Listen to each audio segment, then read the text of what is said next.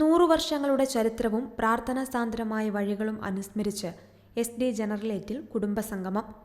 SD സന്യാസ സമൂഹത്തിന്റെ ശതാബ്ദി ആഘോഷങ്ങളോടനുബന്ധിച്ച് ആലുവ തോട്ടുമുഖം ജനറലേറ്റിൽ നടന്ന സംഗമം ഹൃദ്യമായി. SD സന്യാസ സമൂഹത്തിന് അനുവാദവും പൈതൃകാശീർവാദവും നൽകിയ മാർ അഗസ്റ്റിൻ കണ്ടത്തിൽ പിതാവ്, SD-യുടെ സ്ഥാപക പിതാവ് ധന്യൻ വർഗീസ് പയ്യപ്പിള്ളിയച്ചൻ, SD-യുടെ ബാലാരിഷ്ടതകളിൽ കൂടെ നിന്ന വർഗീസ് പതിയാമൂലയച്ചൻ, 41 വർഷക്കാലം SD സന്യാസ സമൂഹത്തെ നയിച്ച മോൺസിഞ്ഞോർ ജോർജ് വല്യാമ്പറത്തച്ഛൻ എന്നിവരുടെ കുടുംബാംഗങ്ങൾ സംഗമത്തിൽ പങ്കെടുത്തു.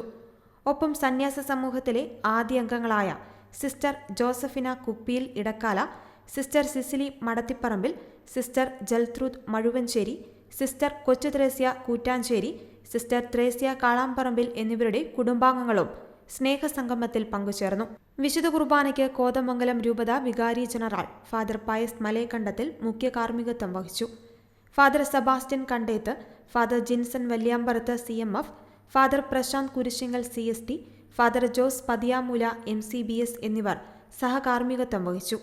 News desk Shalom news.